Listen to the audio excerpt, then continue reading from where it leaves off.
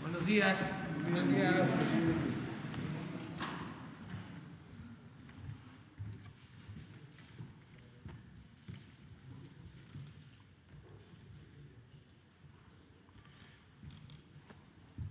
Bueno, nos da mucho gusto esta mañana poder anunciar un acto de apoyo, de solidaridad de la Asociación Mexicana de Instituciones de Seguro. Está con nosotros la maestra Sofía Belmar Berumen, que es la presidenta de la Asociación Mexicana de Instituciones de Seguros.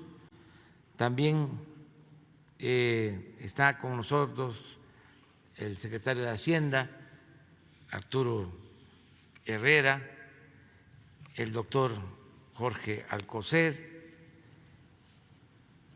y el propósito de la presencia de ellos es dar al pueblo de México una buena noticia, muy buena, como ha venido sucediendo. Muchas organizaciones, asociaciones civiles, empresariales están adhiriéndose, están apoyando, están mostrando su humanismo, su solidaridad, para que entre todos podamos enfrentar la pandemia del coronavirus y salir adelante. La verdad es que ha sido muy conmovedor cómo ha habido solidaridad, fraternidad en el pueblo de México, en el sector salud, los médicos, las enfermeras, y también en las asociaciones civiles, sociales, empresariales, y cada vez hay más muestras de apoyo y lo celebramos, lo reconocemos. Empresarios que le siguen pagando a sus trabajadores, aunque tienen sus establecimientos comerciales, sus industrias cerradas, sin embargo siguen cumpliendo, ayudando a sus trabajadores que no los despidieron. Nuestro reconocimiento por esa forma de actuar. Y esta noticia que vamos a anunciar ahora, pues es de ese tipo, se inscribe en ese ánimo de ayudar, de unirnos todos en favor del prójimo. Y me gustaría que el secretario de Hacienda pues les comentara en qué consiste la aportación de la Asociación Mexicana de Instituciones de Seguros, que el secretario de Hacienda les exponga, les dé a conocer cómo surge esta propuesta y luego que la presidenta de la asociación también nos explique en qué consiste su colaboración, su apoyo. Pues vamos con Arturo Herrera. Muchas gracias, presidente. Buenos días a todos. Nosotros estamos convencidos de que una de las lecciones que obtenemos de situaciones como la actual pandemia es la importancia de la solidaridad social para salir adelante. La acción conjunta es más que la suma de las acciones individuales, Por ello la importancia de ver más allá de los intereses particulares, de vernos todos como una parte de la solución común. En esta coyuntura ha habido un comportamiento ejemplar de la gran mayoría de los mexicanos, desde los esfuerzos para mantener la sana distancia hasta las personas que permanecen en su casa sin acudir a su trabajo, aún con las implicaciones que esto puede tener para la economía familiar. Pero de todos los sectores, el sector más entregado ha sido sin duda el de los trabajadores de salud, no solamente los médicos, las enfermeras, los camilleros, los trabajadores de limpieza que están en los hospitales COVID, trabajando en jornadas muy extensas, muy largas, completamente entregados y poniendo el bienestar y la salud del otro por encima del propio. Y por ello, desafortunadamente, tanto en el resto del mundo como en México ha habido algunos contagios e incluso fallecimientos del personal de salud. Sabemos que se cuidan mucho, pero estamos muy conscientes de que inevitablemente habrá algunos contagios. Y es en este contexto que la Asociación Mexicana de Instituciones de Salud ofrecerá un apoyo solidario al personal médico que trabaja y a los trabajadores que están en los hospitales COVID. Este será un seguro de carácter gratuito.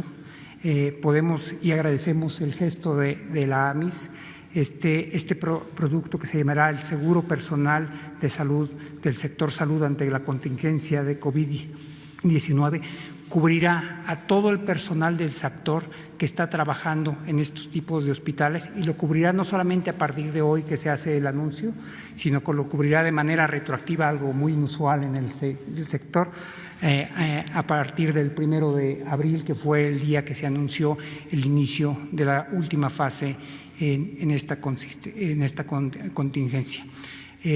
Como lo señaló el presidente, es una muestra más del reconocimiento que los distintos sectores de la sociedad mexicana tienen al esfuerzo de los trabajadores de salud.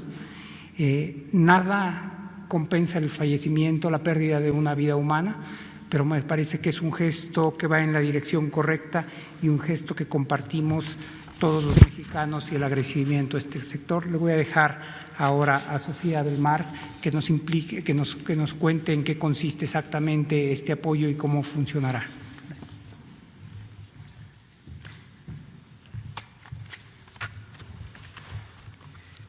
Licenciado Andrés Manuel López Obrador, presidente constitucional de los Estados Unidos mexicanos, señor secretario de Hacienda y Crédito Público, Arturo Herrera, doctor Jorge Alcocer, secretario de Salud y funcionarios del Gobierno federal y representantes de los medios de comunicación, muy buenos días a todos. Y las 87 compañías que integramos este sector asegurador agrupadas en la Asociación Mexicana de Instituciones de Seguros, AMIS, organismo asociado al Consejo Coordinador Empresarial, queremos reconocer al personal del sector salud que protege a las familias mexicanas en la pandemia. Por ello, hemos integrado una cobertura solidaria con el propósito de otorgar protección financiera al personal del sistema de salud público. Y esto, como ya lo dijo el señor secretario, brindando de manera gratuita una cobertura de seguro de vida. Por favor, si me mandan la presentación. A través de esta cobertura, lo que estamos haciendo es proteger a todos los trabajadores que están en la primera línea de batalla contra el COVID ante el fallecimiento. Y, si me van a la siguiente, por favor. Estaremos incluyendo en esta cobertura a 1.6 millones de trabajadores del sector salud, no solamente médicos, sino también residentes, enfermeras, pasantes de enfermería, auxiliares de enfermería, personal profesional y técnico, intendentes y afanadores. La indemnización será de 50,000 pesos y los beneficiarios serán en primera instancia el cónyuge y de no haber cónyuge los hijos y de no haber hijos los padres. Y la vigencia, como también ya se comentó, será retroactiva del 1 de abril al 31 de agosto de 2020.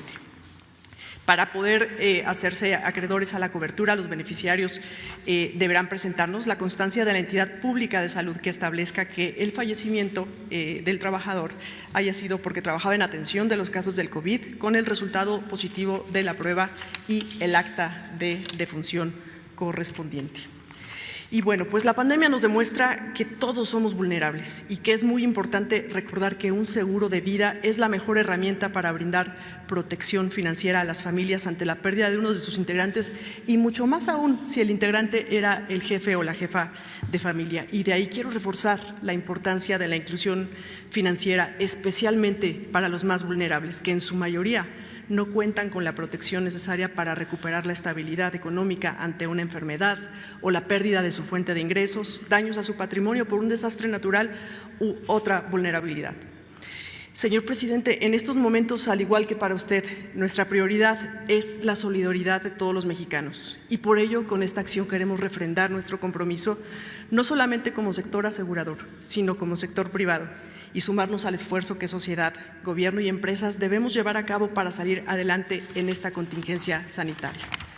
En la industria, hoy más que nunca estamos enfocados en responder a nuestras responsabilidades y por ello hemos trabajado de manera muy constructiva con la Secretaría de Hacienda y sus autoridades y con la Comisión Nacional de Seguros y Fianzas, a quienes les agradecemos esta coordinación que no solamente nos permite lanzar este apoyo solidario, sino también contar con las facilidades regulatorias que nos han permitido agilizar nuestros procesos, dar facilidades de pago para los asegurados, flexibilizar coberturas para ampliar la cobertura al COVID y ampliar plazos de refrendo a las cédulas de agentes. Y todo ello para hacer más eficiente nuestra operación en beneficio de la sociedad. Al día de hoy, en cuanto a la población asegurada, hemos entregado indemnizaciones por casi 400 millones de pesos en más de 900 casos por atención del COVID. Si esto no fuese así, cada una de estas familias hubiese tenido que desembolsar en promedio más de 400,000 pesos cada una. Y por vida, al momento hemos entregado indemnizaciones por casi 32 millones de pesos a 101 asegurados que desafortunadamente ya han fallecido. Nuestra fortaleza financiera no únicamente queda manifestada ahora durante esta pandemia, sino también lo ha estado en el 2007 con los terremotos o con el huracán Vilma de 2005. Y ahora estamos frente a esta situación con 3 veces el capital de solvencia que se requiere por ley. Esto garantiza el pleno y cabal cumplimiento de nuestras obligaciones. Las compañías de seguros generamos 40,000 empleos directos y realizamos inversiones en México por 1.8 billones de pesos. Esto representa el 5.27% del PIB, lo cual nos convierte en el tercer inversionista institucional más importante del país. Además, las reservas y capital de nuestra industria permiten realizar inversiones a largo plazo. Estas inversiones se traducen en infraestructura física y humana que benefician a toda la población y contribuyen al desarrollo y recuperación de nuestra economía.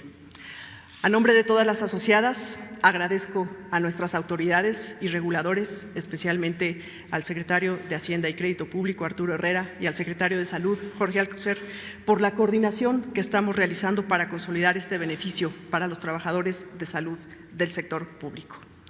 Y finalmente, a todo el personal de salud, quiero decirles que tienen ustedes mi más sincera admiración, nuestro respeto, nuestro agradecimiento y queremos que sepan que por cada uno de ustedes estamos miles apoyándolos. Muchísimas gracias.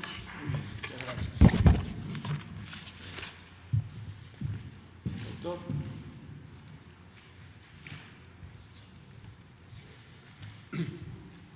Con su permiso, señor presidente, muy buenos días, tengan todas y todos ustedes. Para mí es muy grato participar en esta sesión y ser testigo de una acción concreta, importante y valiosa que refleja una vez más la solidaridad del sector de los seguros con todos los trabajadores que desde el sector público atienden a los pacientes del COVID. Como ustedes saben, estamos trabajando firmemente y con un compromiso renovado para enfrentar esta epidemia, que como se ha dicho, afecta a todos los países, a todas las familias, a todos los individuos que sin distinción alguna luchan por ello. Pero sin duda resalto que quienes, además de su esfuerzo, ponen en riesgo su seguridad individual y la de sus familias, son los trabajadores que participan directamente atendiendo y cuidando a los pacientes del COVID-19. El esfuerzo día a día que realizan los trabajadores y sus familias va mucho más allá de la atención puramente médica. También hemos recibido de ellos su compromiso personal, su compromiso ético, su compromiso humanitario y social. Y es por ello que nuestro apoyo a estos trabajadores también debe ser tan amplio como sea posible.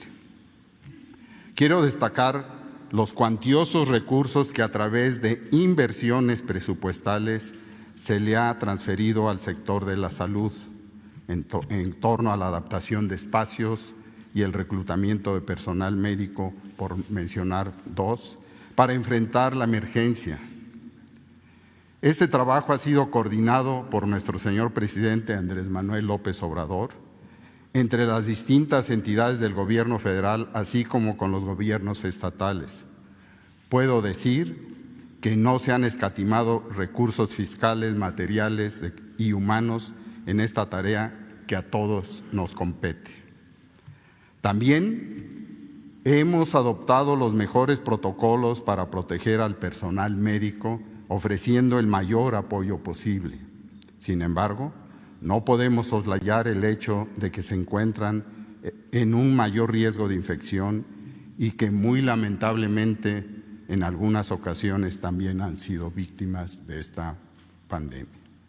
A la fecha se han registrado fallecimientos del personal médico muy lamentables, igual que cualquier otra pérdida, pero lo cual además afecta sin duda la capacidad para seguir atendiendo a otros pacientes, pero que también provoca un gran dolor a sus familiares, en ocasiones incluso dejándolos en condiciones económicas precarias.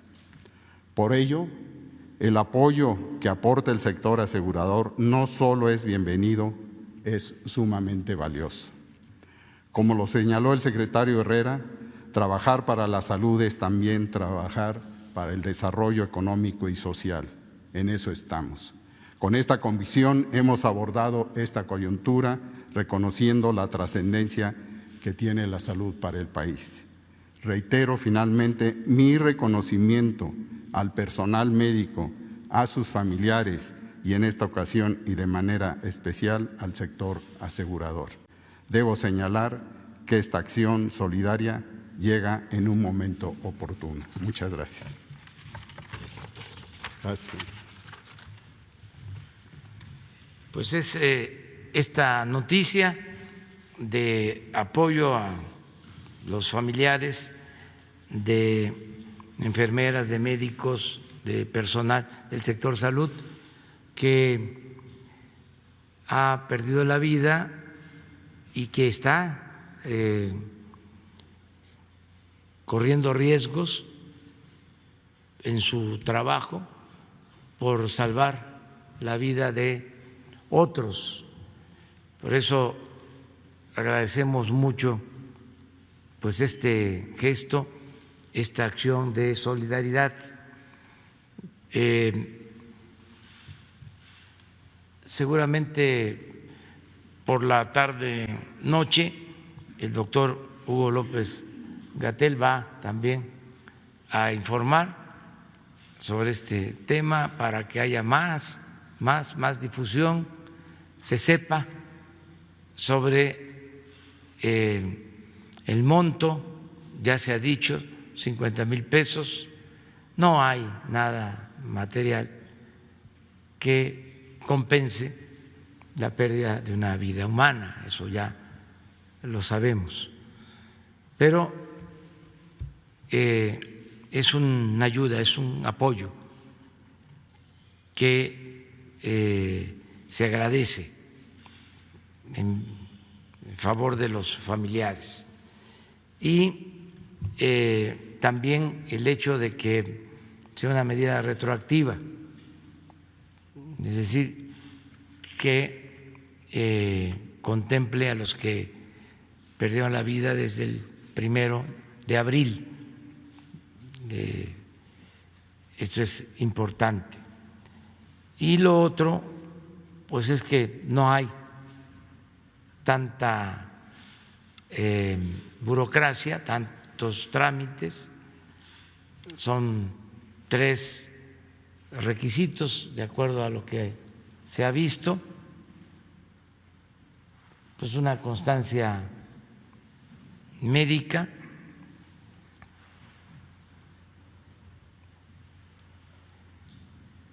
el resultado positivo de la prueba de que falleció por COVID y el acta de defunción. Entonces, con eso, y de nuevo agradecerles mucho a los 2 representantes de la Asociación Mexicana de Instituciones de Seguros que nos acompañan. Muchas gracias. Abrimos en general y sobre el tema.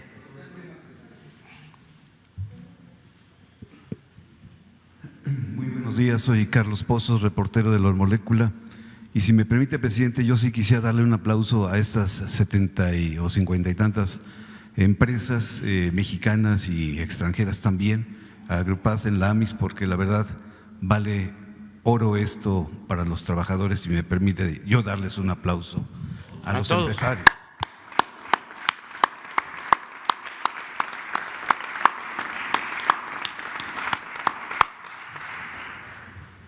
Gracias, señor presidente. Bueno, yo quiero iniciar con un dato. Vinieron 70 empresarios de la industria petrolera que son clientes de Pemex, de la refinería de Salamanca. Tienen 4 meses, presidente, que no reciben materia prima, que es parafina. La parafina se utiliza pues para velas y veladoras, y sobre todo ungüentos, cremas, y pues están en una situación ahora con la reactivación de la economía. Le solicitan de la manera más atenta, pudieran ellos tener esta materia de parte de la refinería de Salamanca para poder suministrar y hacer estos productos. Una vez que le doy este dato, presidente, mi pregunta es en torno al decreto de austeridad.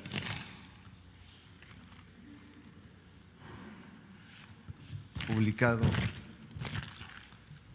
y es en el sentido, si usted nos pudiera confirmar, de la desaparición, o usted dijo eliminación, de 10 subsecretarías.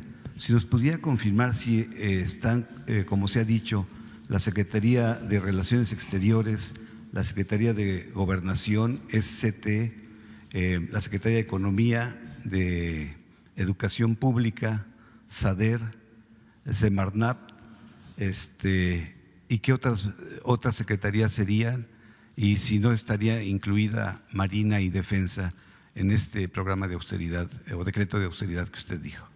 Sí, pronto vamos ya a informar sobre cómo queda el nuevo presupuesto,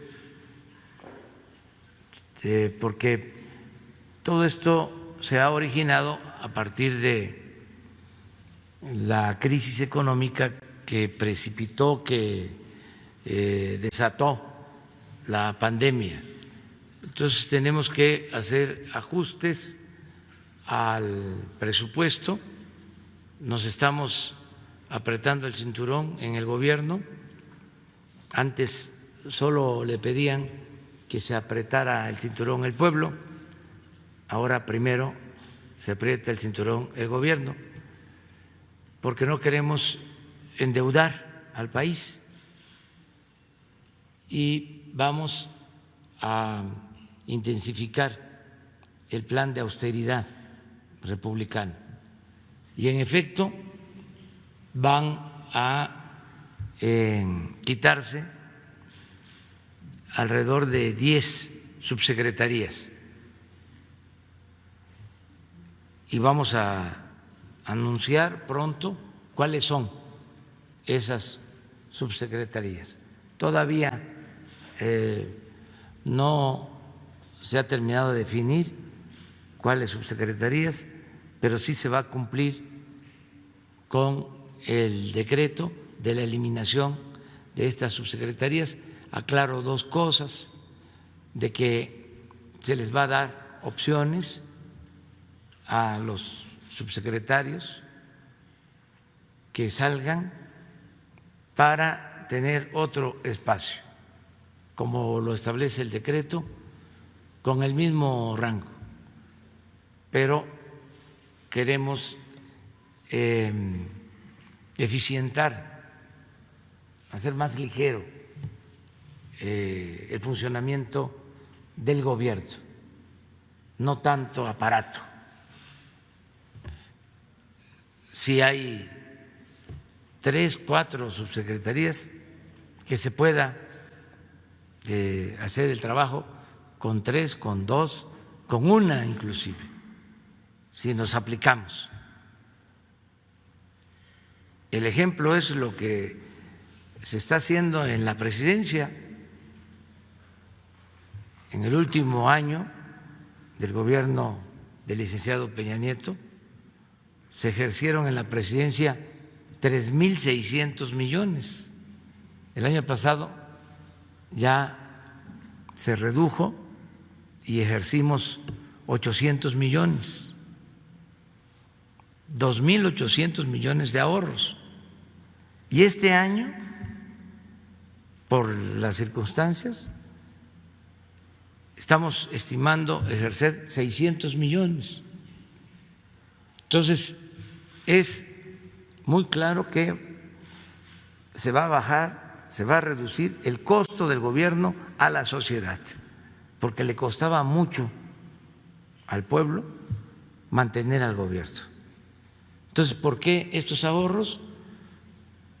Para no endeudarnos, porque es fácil acudir a créditos y luego estar pagando intereses onerosos, elevadísimos, y reducir al paso del tiempo la capacidad de destinar recursos del presupuesto en beneficio del pueblo.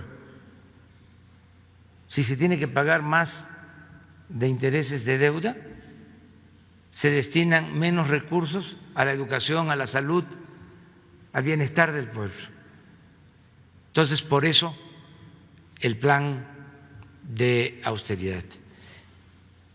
Nada más les digo que no aplica este plan y estas medidas particulares de quitar subsecretarías para el caso de la Secretaría de la Defensa y de la Secretaría de Marina.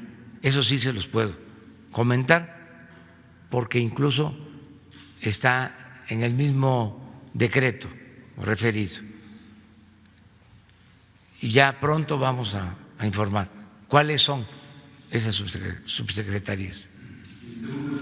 Presidente de México, el olvido es intencionado de los quienes critican y ahora vienen con cuentos de la militarización del país y que la Guardia Nacional y el combate a la delincuencia fracasó, señala el doctor Jorge Lumbreras, maestro en Seguridad Nacional, presidente.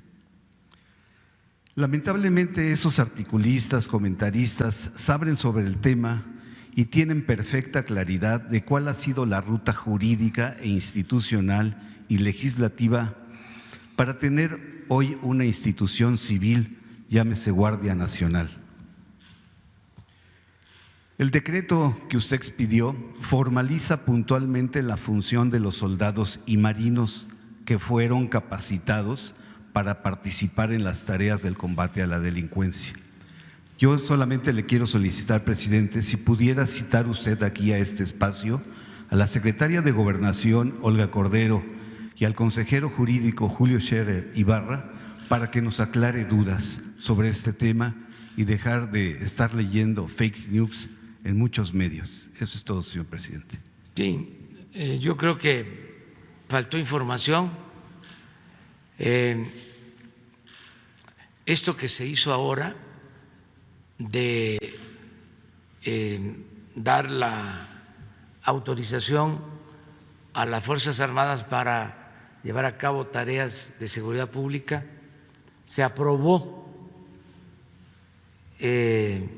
hace 6 meses. en el Congreso. Fue una reforma constitucional que incluso aprobaron todos los partidos. De ahí, en un transitorio, se estableció de que había que emitir un decreto. Ese es realmente un trámite y fue lo que se hizo. Pero ya existía la aprobación del Congreso. Se hizo una reforma constitucional. No solo aprobó la Cámara de Diputados, la Cámara de Senadores, sino aprobaron la mayoría de las legislaturas locales por tratarse de una reforma constitucional. Entonces, cuando se cumple con el procedimiento, algunos se enteran de que se les están dando atribuciones a las Fuerzas Armadas para llevar a cabo tareas de seguridad, cuando esto ya se resolvió. Por eso hablo de falta de información y también de mala fe, aprovechar todo para cuestionar y exagerar. Afortunadamente, como hemos dicho aquí muchas veces, la gente está muy avispada, muy informada, muy consciente y ya no cree en todas esas lanzadas, en las calumnias, ya no se deja manipular. Es un pueblo muy politizado, el pueblo de México. Repito, no les gusta, pero cada vez que puedo voy a decir que el pueblo de México es el pueblo con menos analfabetismo político en el mundo. Es uno de los pueblos con menos analfabetismo político en el mundo. Es un fenómeno lo que se está viviendo ahora. Fue un despertar ciudadano, una revolución de las conciencias, un cambio de mentalidad que no es fácil de lograr. Se fue dando poco a poco, fue un proceso hasta que irrumpió como una revolución, pero pacífica. El cambio de mentalidad es lo más difícil de lograr, pero cuando cambia la mentalidad de un pueblo, cambia todo. Ya no hay ningún obstáculo, porque ya es una voluntad colectiva dispuesta a llevar a cabo los cambios, la transformación. Eso es lo que está sucediendo. Entonces, hay estas campañas de desinformación, pero pues no funcionan. Ahora estamos a punto de pasar una prueba muy difícil,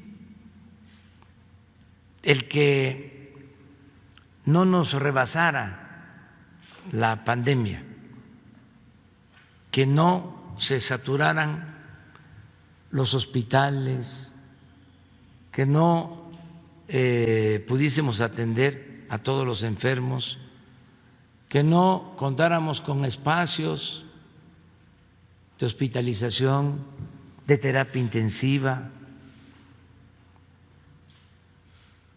que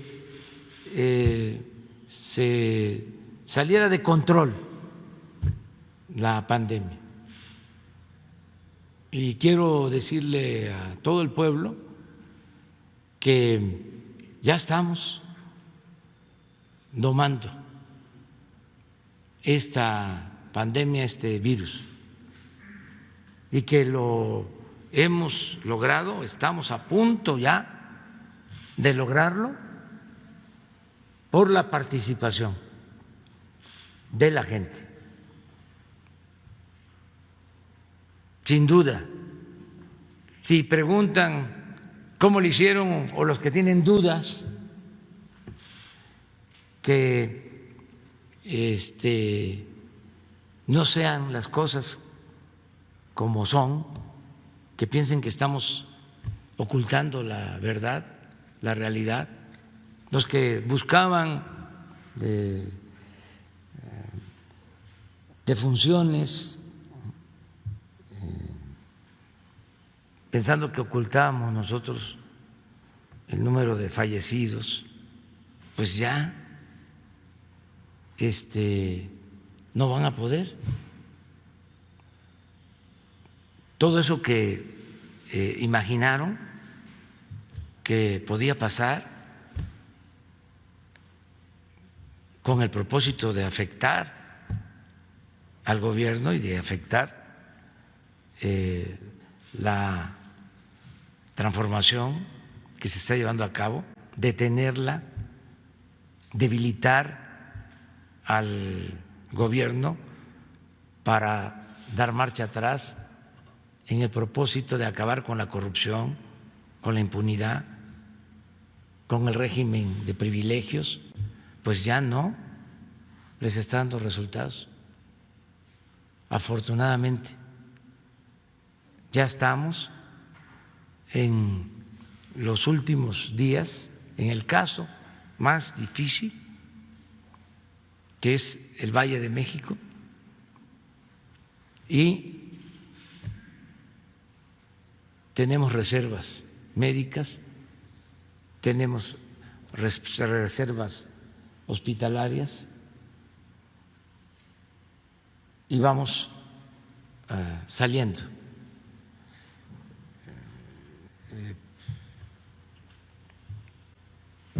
Esto es muy alentador y decirlo el día de hoy, que de acuerdo a las proyecciones son los días más difíciles, estos que nos faltan, que se calcula una semana más en el caso del Valle de México. Entonces, decirles, ahí vamos, estamos pendientes todos los días y ojalá depongan su actitud nuestros adversarios, que reflexionen las cosas, que hagan a un lado el odio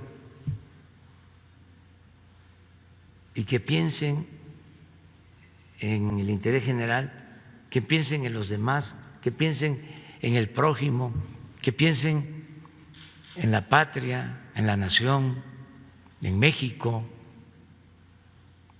que no los domine el egoísmo, la mala fe, que no se endurezcan, que no endurezcan sus corazones, que no los enajene el materialismo,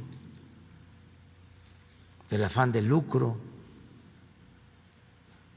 lo que de verdad no tiene valor. La vida es demasiado corta,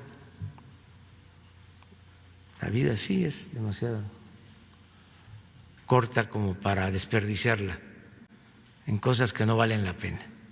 Entonces, ojalá, porque empezaron, ya ni lo debería de decir, pero para ver si rectifican. Empezaron inventando fallecimientos.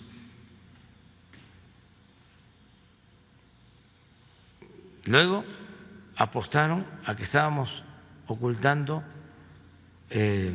difuntos. Luego, con escenas de hornos crematorios. Todavía hasta hace 3, 4 días un periódico hablando de que estaban llenos los hornos crematorios. Muy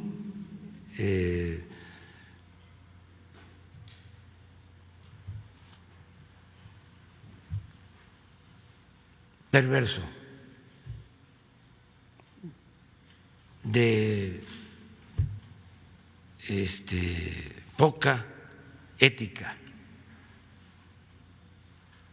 Entonces, ya no, afortunadamente,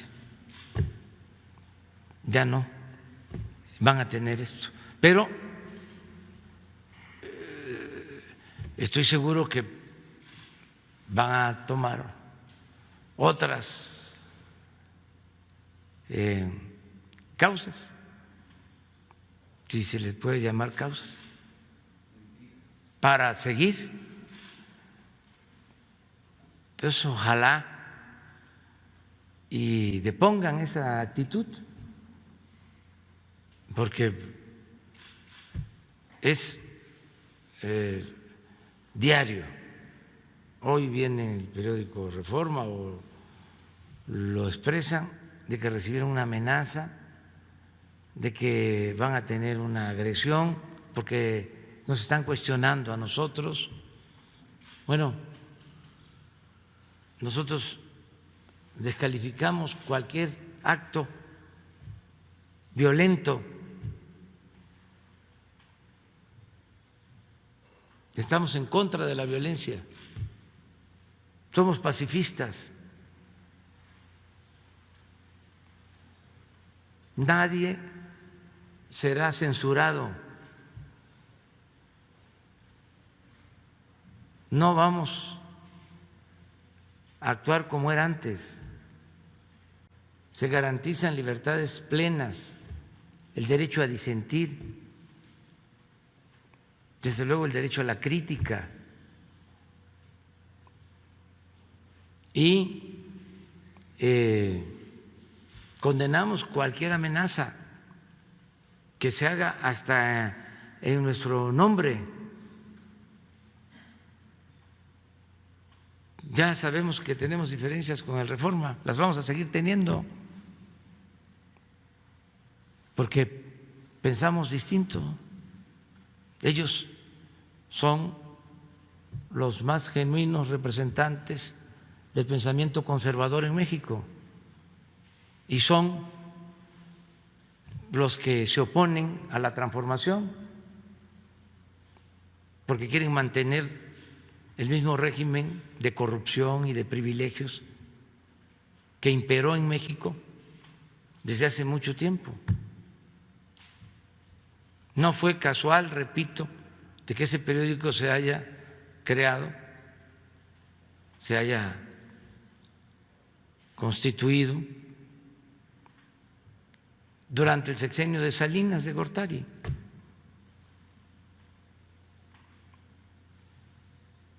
Pero de ahí a que nosotros vayamos a llevar a cabo un acto represivo, hay un mundo de diferencia. Eso no, jamás haríamos algo así.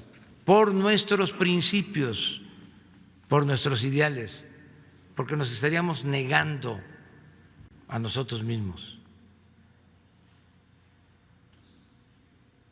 Sería una traición a nosotros mismos, un acto de deshonestidad. Y lo que estimo más importante en mi vida es la congruencia, la honestidad. Entonces, no tenemos nada que ver y no hay nada que temer. Nosotros no somos autoritarios, somos demócratas.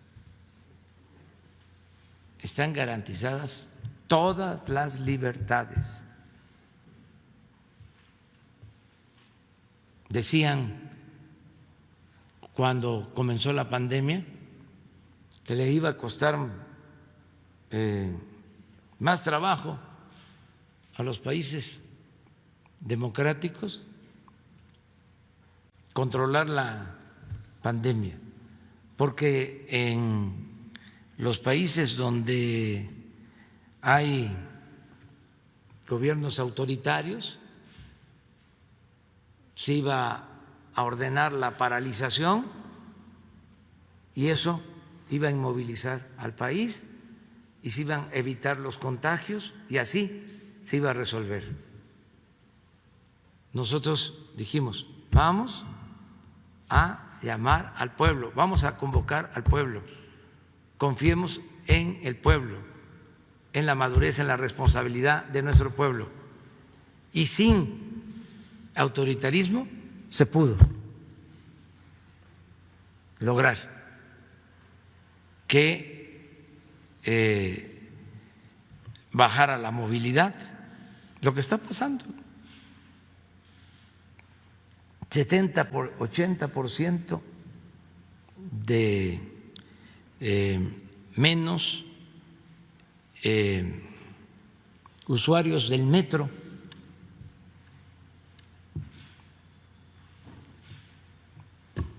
Y la gente cumpliendo en sus casas y muchos padeciendo, porque no todos viven en casas amplias.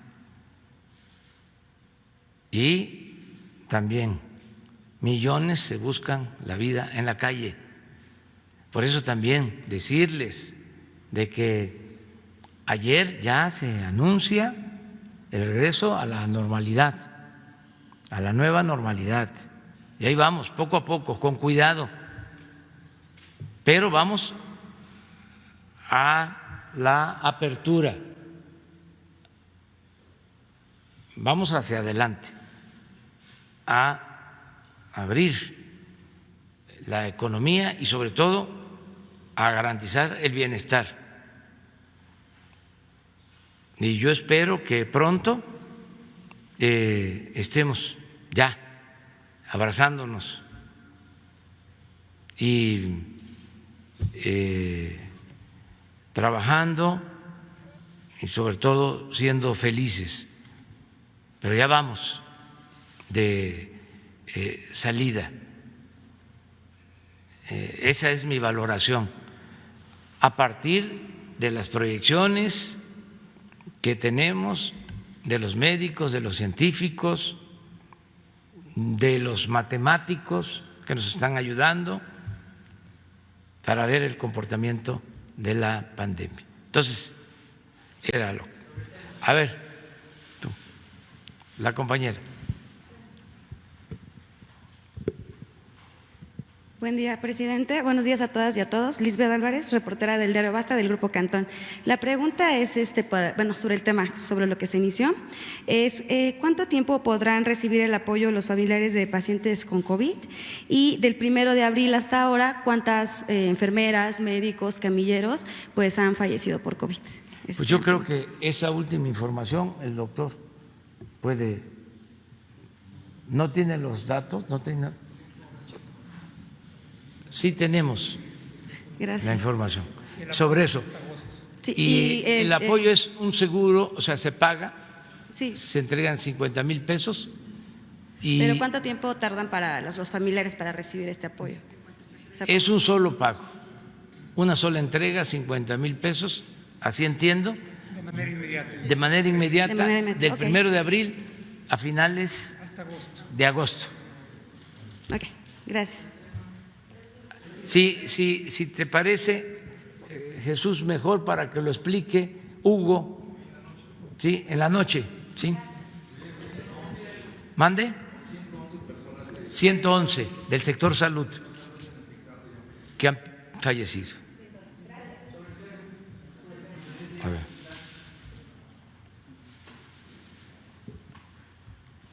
Presidente, Luis Méndez de Ontimex. Gracias, presidente.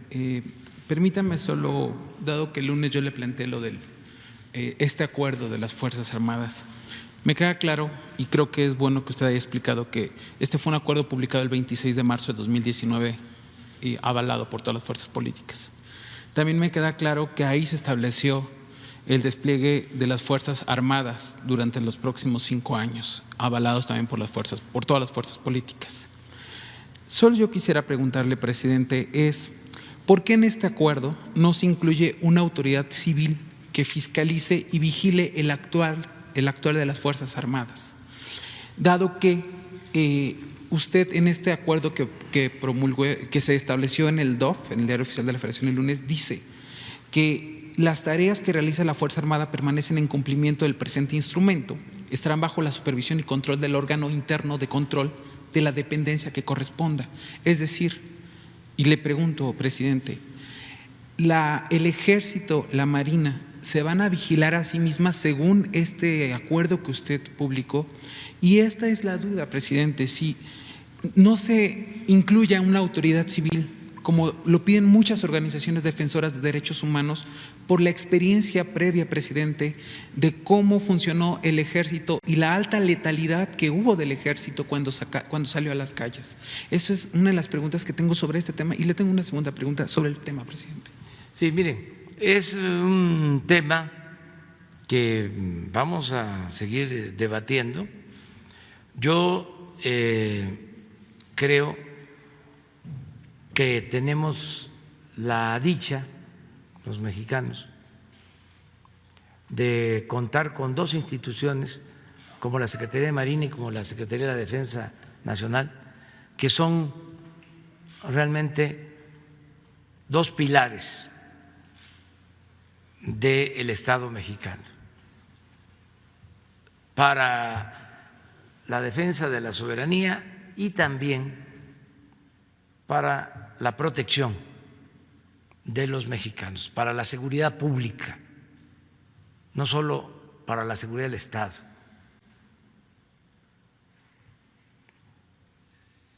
Para la seguridad nacional y la seguridad pública. Y yo creo que se estaba desaprovechando la utilización de estas instituciones para atender el principal problema que heredamos, el de la inseguridad y el de la violencia. Lo hemos dicho en otras ocasiones, lo repito porque se olvida. Crearon la Policía Federal con ese enfoque de que no se iba a militarizar el país y resultó un rotundo fracaso. No se creó un organismo, una institución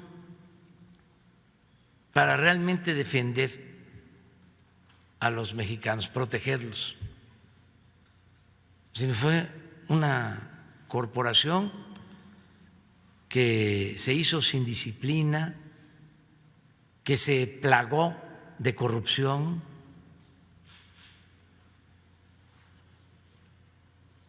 Ya no voy a hablar de quienes manejaron esa corporación. Llegaron a tener 40,000 elementos y efectivos 10,000. Imagínense cómo se enfrenta el principal problema del país con 10,000 elementos sin disciplina, con pruebas de corrupción, de distorsiones. No generalizo, pero estaba echada a perder la Policía Federal, al grado de que en el sexenio pasado dependía de la Secretaría de Gobernación y la Secretaría de Gobernación contrataba policía privada para custodiar sus oficinas, existiendo la Policía Federal. Ahí también por otras razones, pero sin duda fue un rotundo fracaso. Entonces, fue de las primeras decisiones que tomamos. Es más, antes de llegar a la presidencia, siendo candidato, escribí un libro y lo propuse. Argumenté que se tenían 230,000 elementos en la Secretaría de la Defensa, más de 60,000 en la Secretaría de Marina, y no podían estos elementos hacer labores de seguridad pública, que era realmente incongruente, un absurdo. Sí es muy importante, ¿no?, la defensa de la soberanía nacional, pero nosotros somos un país de paz. Nosotros no vamos a ir a invadir y a declarar la guerra a nadie. Además, si se trata de defender la soberanía, lo haríamos todos, todo el pueblo, como ha sucedido en la historia de México. Entonces, ¿por qué teniendo ahí al Ejército, a la Marina, no se utilizaba para darle protección al pueblo, que es lo más importante?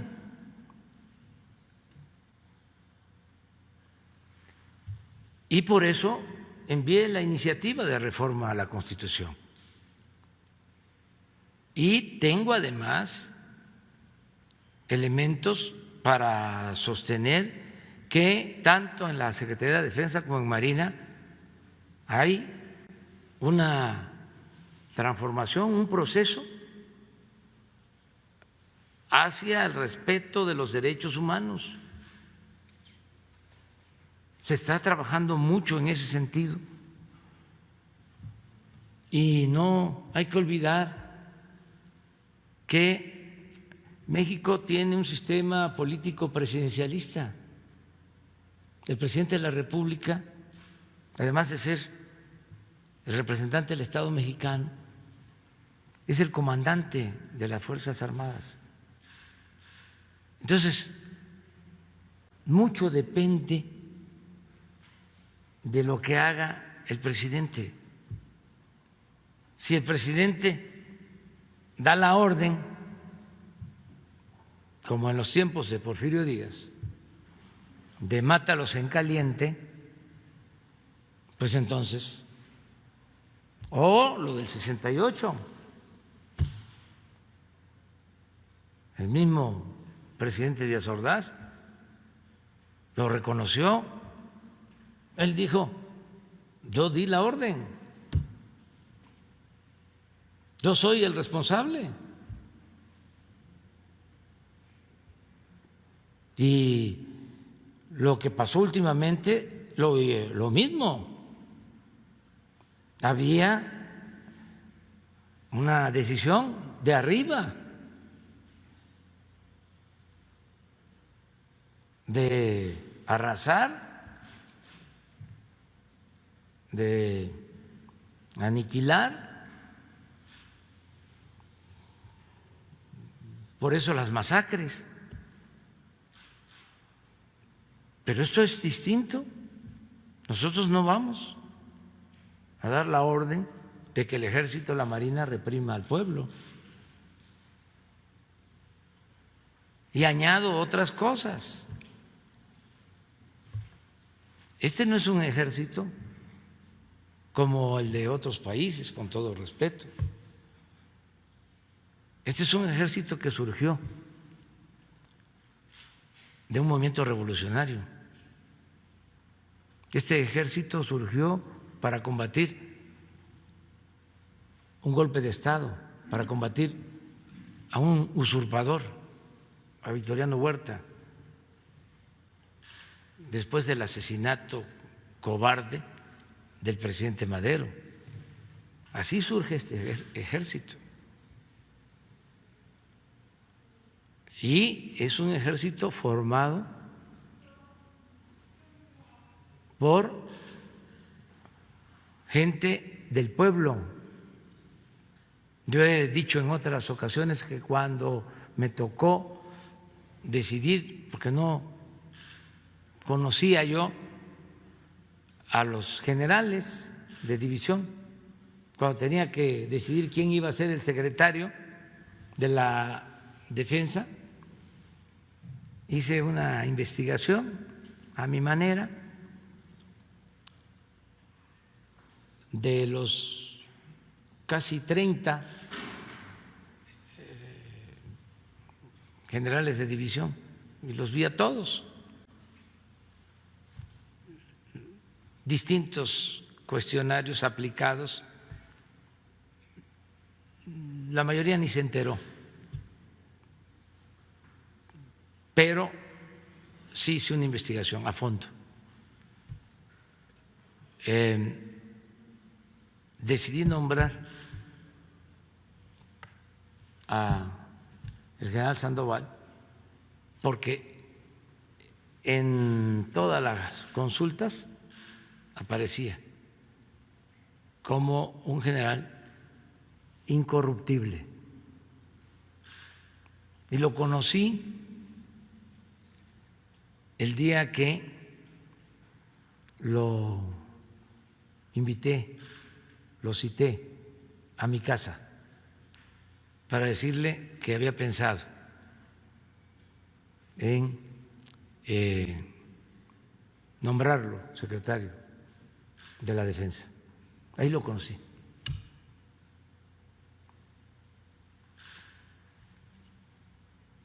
Yo creo que se ha de haber sorprendido, o a lo mejor ya se imaginaba por su trayectoria. Pero de lo más relevante de todo, es que los generales de división, todos, la mayoría, hijos de campesinos, de obreros, de comerciantes, de mecánicos, hijos también de militares, pueblo. Lo que digo siempre, el soldado es pueblo uniformado. No hay oficiales que pertenezcan a las élites económicas. Esa es una característica del ejército mexicano. Entonces, no se puede trasladar así, extrapolar las experiencias de otros países con lo que corresponde a México. Nos están dando muy buenos resultados, tanto la Secretaría de la Defensa como la Secretaría de Marina. La Guardia Nacional se está consolidando y aun cuando es muy difícil, ha sido complejo el enfrentar el problema de la inseguridad y de la violencia, se va avanzando y tengo mucha confianza de que vamos a conseguir la paz. Tengo mucha confianza Entonces, nuestros adversarios,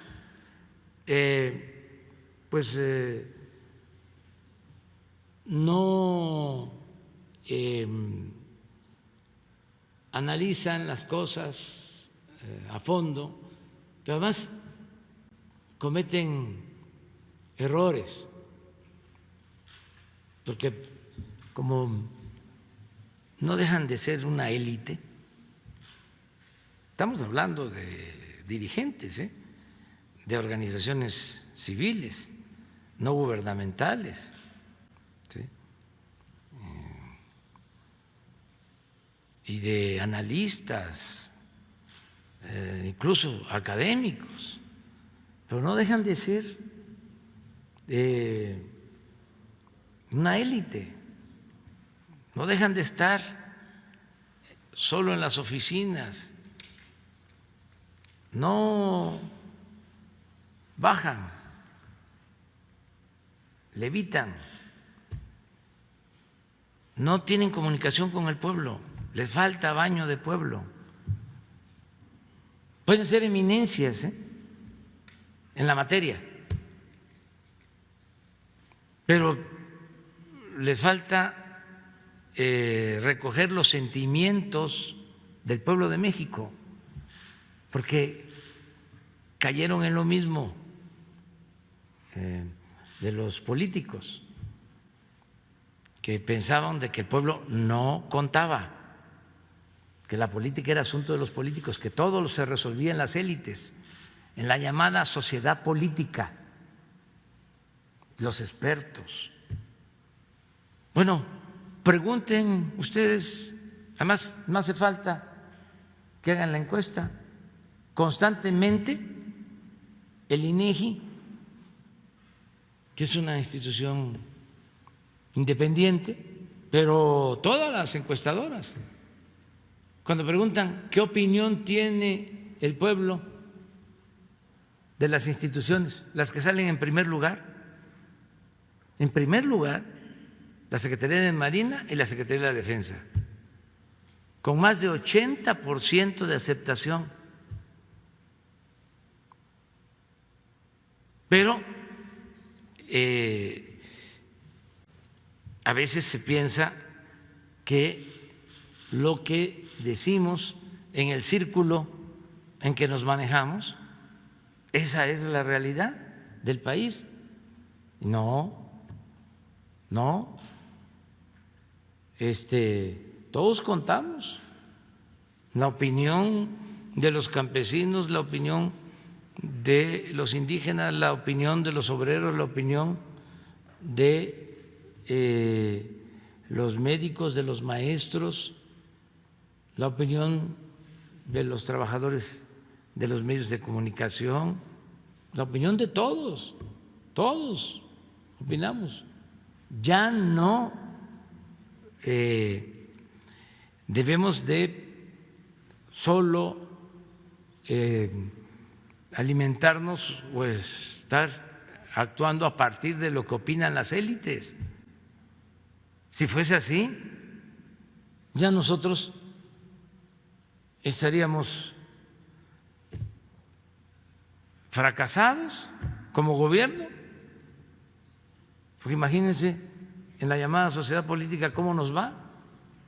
Los medios de comunicación, nunca, repito, se había atacado tanto a un presidente como ahora, pero es hasta un timbre de orgullo, porque esto significa que va a la transformación. Cuando empiecen a aplaudirme y a quemarme incienso, entonces sí, me preocuparía, diría, ya nos hamburguesamos, ya nos volvimos fifís. En el 2008 se implementó un operativo llamado Operativo Conjunto Chihuahua. Allí, presidente, 3 miembros de una familia fueron desaparecidos: Nitza Paula Alvarado, Espinosa José Ángel Alvarado Herrera y Rocío Irene Alvarado Reyes. Fueron desaparecidos. partir de este caso de gente de una familia, la Corte Interamericana de Derechos Humanos recomendó al Estado mexicano que cuando el Ejército o las Fuerzas Armadas salieran a la calle, estuvieran subordinadas a una autoridad civil. Entiendo que el planteamiento de la Guardia Nacional es que está subordinada a una autoridad civil. Yo le quisiera preguntar concretamente, ¿queda claro que el Ejército está subordinado o coordinado con la Guardia Nacional? Sí, hay coordinación, es un consejo, pero yo les quiero plantear que necesitamos de la disciplina, del profesionalismo de la Marina y del Ejército para enfrentar el problema de la inseguridad y de la violencia. No quiero, lo digo con toda franqueza, que la Guardia Nacional termine como la Policía Federal Preventiva. Sería un rotundo fracaso. Por eso, aunque me critiquen de que quiero militarizar el país, voy a seguir insistiendo en que nos deben de ayudar las Fuerzas Armadas en tareas de seguridad pública. Estoy convencido de que es necesario. Y como no tengo problema de conciencia, por eso puedo plantearlo, porque todos los días estoy pendiente de que no haya abusos, de que no haya tortura, de que no haya masacres, de que no haya violación a los derechos humanos. Estoy pendiente y además estoy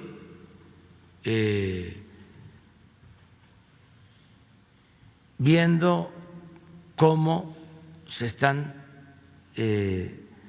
adaptando estas dos instituciones a las nuevas circunstancias y nos están ayudando. Entonces, eso de entrada, lo digo, lo voy a defender, porque sé que nos conviene a los mexicanos y le conviene a la nación. O sea, es un cambio que se requiere consolidar y no parcharlo, no quedarnos a medias. Hay que tomar una definición en esto. Estoy convencido de que la Guardia Nacional tiene que tener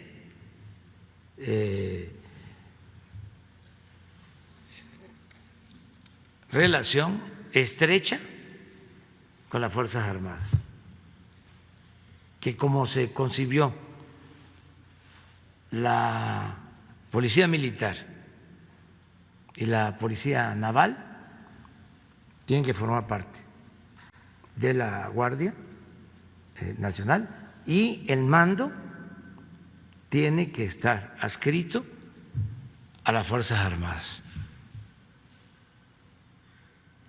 Eso lo voy a defender. Y por eso la reforma a la Constitución con un tiempo, si hay constancia de violación de derechos humanos, ¿sí?, por parte de la Guardia Nacional, pues entonces rectificamos. Pero si no es así, ¿por qué? ¿Solo por lo ideológico? No. La parte de las ideas las tenemos muy claras. No vamos nosotros a traicionar nuestros ideales, nuestros principios, pero tenemos que aplicar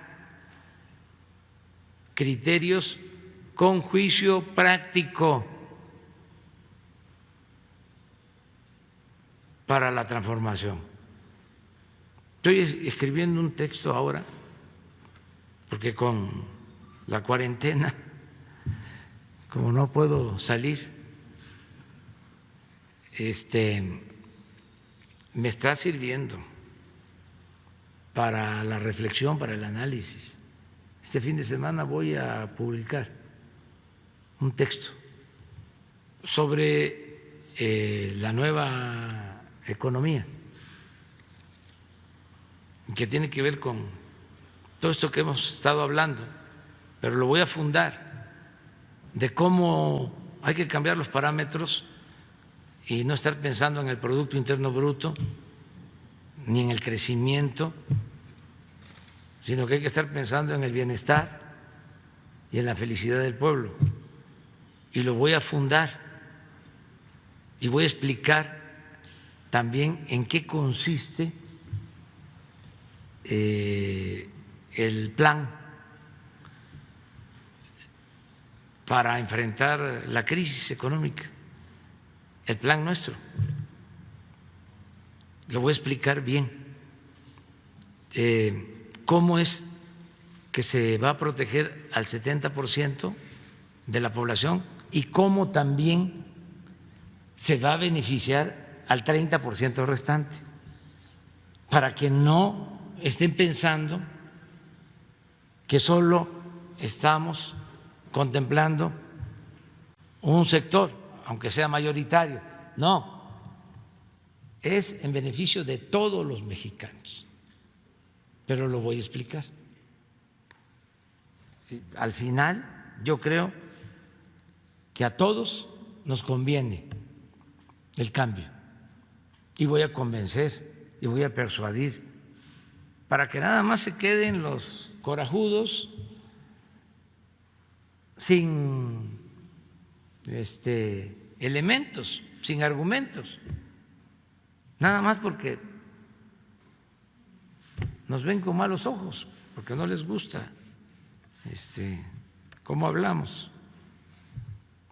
pero sí vamos a argumentar más. Entonces, este es un tema, o sea, nada de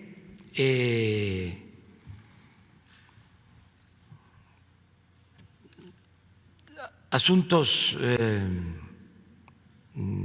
que no puedan debatirse, todo lo tenemos que debatir, replantearnos las cosas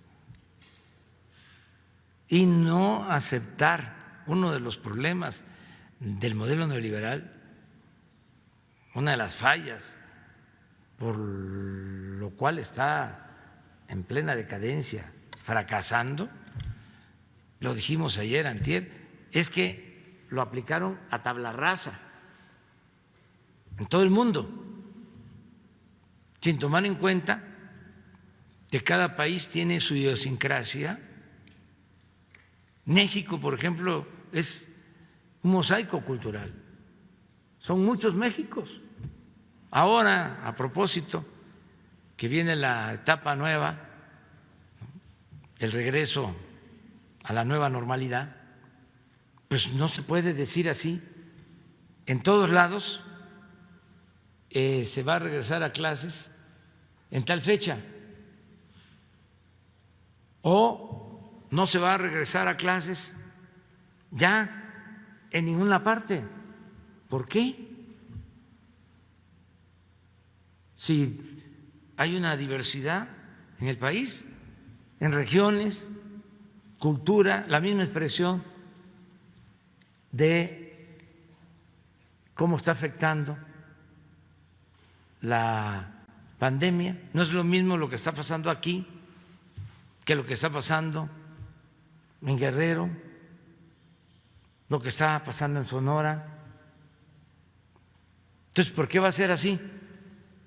La decisión homogénea, uniforme, no.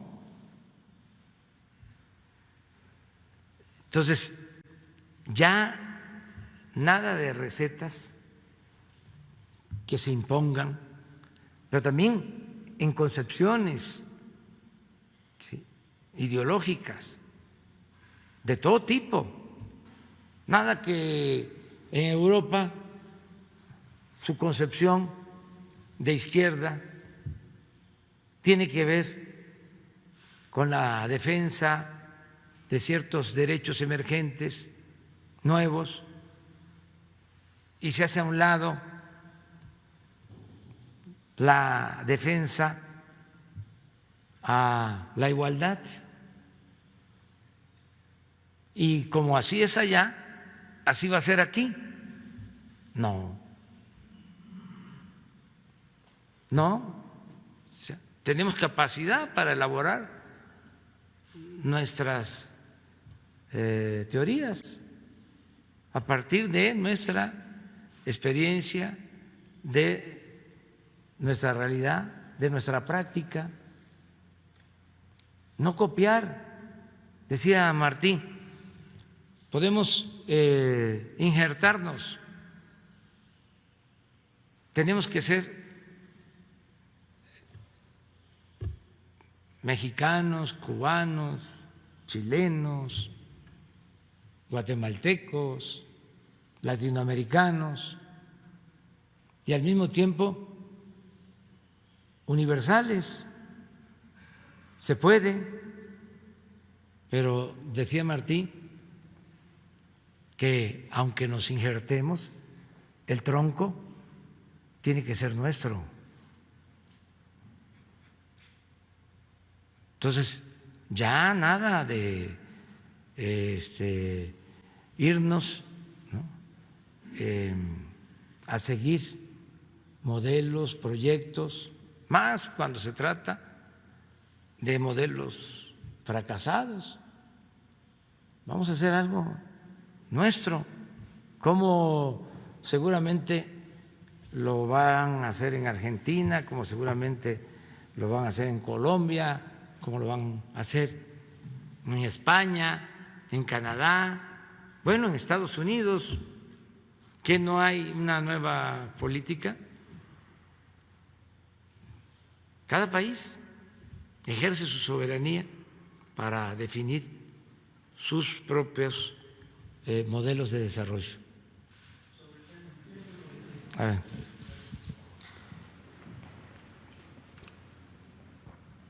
Buenos días, presidente. Paul Velázquez, desde Los Mochis, ni uno más, ni un corrupto más. Si me permite una pregunta para la presidenta, la licenciada Sofía Bellman. Presidenta, el convenio que hoy se presenta entre la Secretaría de Hacienda y AMIS para proteger a los trabajadores de la salud también incluirá a las personas de la salud que no tienen plazas, que están bajo contrato. ¿Cuánto se estima que costaría esta póliza normalmente a nivel nacional, que es el ahorro que se está dando al Gobierno de México? Y ante esta crisis de salud, que también ha generado una crisis económica, ¿AMIS tiene algún plan de contingencia para todos los mexicanos que por alguna situación sus pólizas están por renovarse y no tienen la solvencia económica, ya sea para seguros de gastos médicos mayores, vida, accidentes, auto o casa? Si existe algún plan y si tienen la posibilidad, si no lo tienen, existiera algún plan, ya sea un descuento por la contingencia, para que no pierdan sobre todo la antigüedad, que es lo que más preocupa cuando uno está en el plan de seguros. Por favor. A ver, la maestra Sofía. Mira, varias medidas se anunciaron en el sector asegurador en torno a lo que tiene que ver con el tratamiento de la pandemia, empezando porque había ahí algún tecnicismo en las condiciones generales de algunas compañías, no de todas, en las cuales no venía especificado o venía excluido el tema de la cobertura de pandemia o epidemia. Hoy les puedo decir que más del 99% de la participación de mercado de seguros tiene cubierto el tema de coronavirus. Y también coronavirus bajo el contexto de cobertura de pandemia o epidemia. Ese tecnicismo está arreglado. Y la parte de facilidades que comenta usted.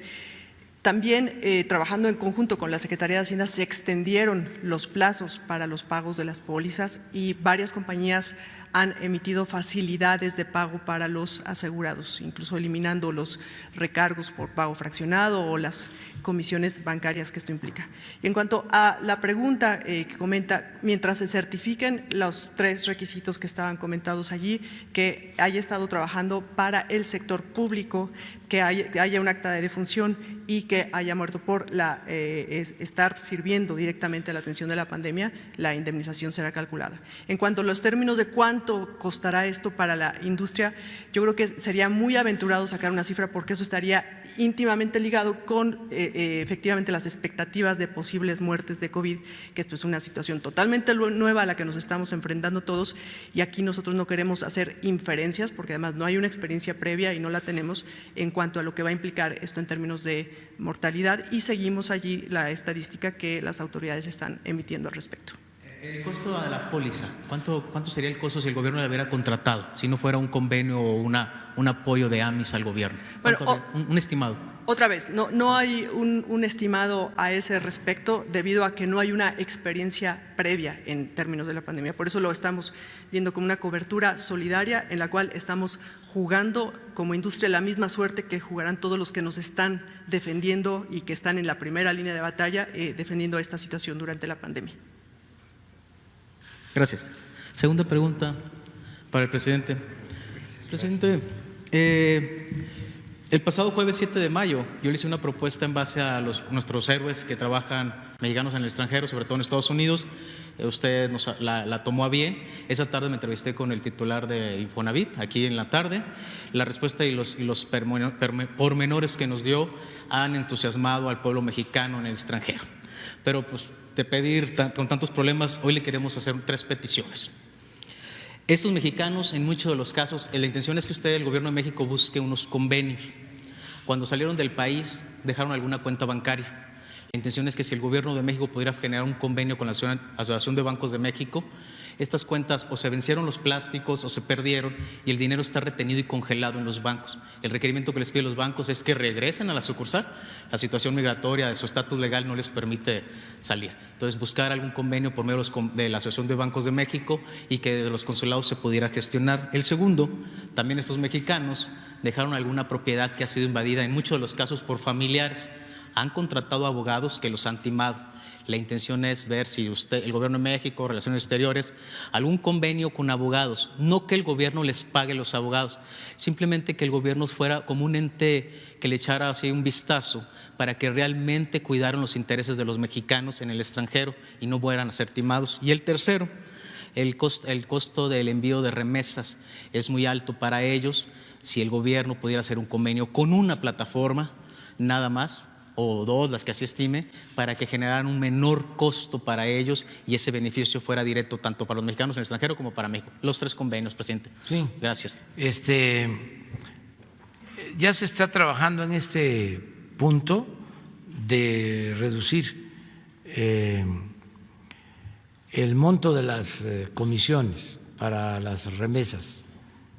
E incluso se está haciendo un seguimiento para exponer aquí los lunes quiénes son las empresas que cobran menos para dar información general. Esto lo está viendo la Procuraduría de la Defensa del Consumidor y lo vamos a seguir haciendo. Acabo de estar hace relativamente poco en la Comisión Nacional Bancaria, en la convención, y hablamos de este tema, de la disminución del cobro de comisiones. Y hay bancos incluso que han suspendido, que han exentado del cobro de comisiones. Ya vamos a poder informar. Esto vamos a darlo a conocer un lunes en el informe de la Procuraduría de la Defensa del Consumidor. Acerca de los otros 2 casos, yo le voy a pedir a Jesús que te ponga en comunicación con Relaciones Exteriores para ayudar en esto a los migrantes, porque hay una oficina de apoyo a migrantes en la Secretaría de Relaciones Exteriores, que ahora no tiene titular, hubo un cambio, pero se suple esa ausencia con otros servidores públicos, ¿no? Entonces, bien puede esa oficina ayudar en estas dos gestiones. Aquí aprovecho también para enviarle pues un abrazo fraterno a familiares de mexicanos que han perdido la vida en Estados Unidos por el coronavirus. Ha habido mexicanos que han fallecido y no queremos olvidarnos. Se está ayudando a sus familiares. Le voy a pedir un informe al secretario de Relaciones Exteriores, también para que aquí, a ver si Hugo hoy, en la noche, da a conocer la situación de los fallecidos en Estados Unidos, paisanos, migrantes, sobre todo la mayoría ha fallecido en Nueva York, es el número mayor de los que han perdido la vida en Estados Unidos, pero tenemos que informar sobre eso también. Hoy, a ver si de 7 a 8 le pedimos a Hugo con los datos de relaciones que hable de este tema. Muy bien, vamos contigo. Presidente, buenos días. Si nos pudiera dar su opinión sobre estos datos que da el Coneval de un aumento en la pobreza derivada del COVID-19, esa sería la primera pregunta. Sí, me enteré de ese pronóstico. Yo estoy trabajando, les comentaba, sobre un texto en donde vamos a explicar la estrategia que se está llevando a cabo y es de protección a todos y en particular a la gente humilde, a la gente pobre. Por eso, a lo mejor las proyecciones, el pronóstico de Coneval lo hace a partir de los supuestos de antes o pensando en los planes que se aplicaban antes. Ahora es distinto. Ahora les comento, ya lo saben, porque hay información de 5 a 6, de 6 a 7 y de 7 a 8, todos los días aquí. Entonces, parte de la estrategia para que no haya pobreza, porque ellos hablan de que con el coronavirus va a aumentar el número de pobres en 10 millones, según entendí. Bueno, nosotros estamos trabajando para que esto no suceda. Todos los días estamos dispersando recursos de créditos. Vamos a seguir con lo mismo. Vamos a estar dispersando. Aquí Arturo Herrera, extraordinario secretario de Hacienda, nos está haciendo, como se dice coloquialmente, el paro. Y no falta el dinero para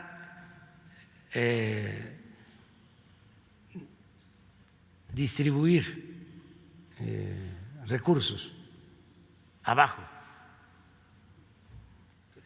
Este mes tenemos estimado bajar alrededor de 120,000 millones de pesos.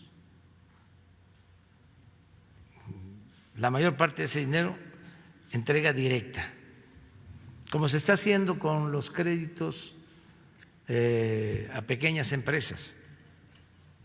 ¿Cuándo empezamos? ¿Cuándo comenzamos con los créditos de empresas que tienen trabajadores en el Seguro Social? Pues hace como 15 días. Y ya llevamos entregados alrededor de 150,000 millones, perdón, 150,000 créditos. Nada más. 16,000 millones en total de todos los créditos. 16,000 millones en total de todos los créditos, que no solo son estos 150,000, sino ya empezamos a entregar 1 millón de créditos más para pequeñas empresas familiares del sector formal, del sector informal, de la economía. Entonces, estamos con ese propósito de que no se cumpla con el pronóstico del Coneval. Presidente, y si ya nos podrían compartir el listado de los municipios que van a arrancar pues actividades ya la próxima semana. Y bueno, y con base en el plan que se dio a conocer ayer con esta nueva normalidad, ¿cómo va a retomar usted sus actividades? ¿Estaría pensando en, por ejemplo, visitar algunos de los municipios que van a reanudar su normalidad? Gracias. Sí, es una buena pregunta. Hoy en la noche seguramente se van a dar a conocer los nombres de los municipios, eso va a ser diario.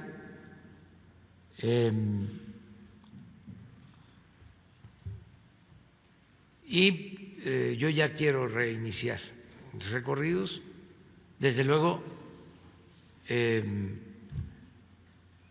cumpliendo con todas las medidas sanitarias, lo que me permitan hacer los especialistas, el doctor Alcocer y Hugo López-Gatell. Me van a decir, yo ya les hice la solicitud, porque ya tengo un plan de giras por el país, pero va a depender de que lo autoricen ellos. Ya, si puedo y si ellos lo autorizan, quiero ir a dar los banderazos, desde luego no mítines, no concentraciones, de una vez lo adelanto, sino actos así, de menos de 50, con sana distancia. Todavía no vamos a poder saludarnos de mano, solo así, tocándonos el corazón. Pero sí quiero ir a dar el banderazo del inicio de las obras del Tren Maya. Quiero ir a Chiapas, a Tabasco, a Campeche, a Yucatán y a Quintana Roo, porque ya están por concluirse los procesos de licitación de 4 tramos, desde Palenque hasta Cancún, como 800 kilómetros ya con contratos que se están firmando, y eso va a significar mucha creación de empleos. Imagínense estar trabajando en 800 kilómetros,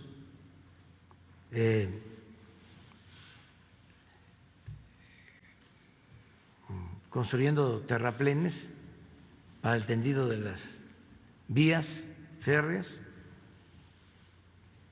¿Cuánto trabajo Entonces, quiero ir a eso, pero eso puede ser con los técnicos, con los responsables directivos de las empresas y las autoridades. Y eso, vámonos.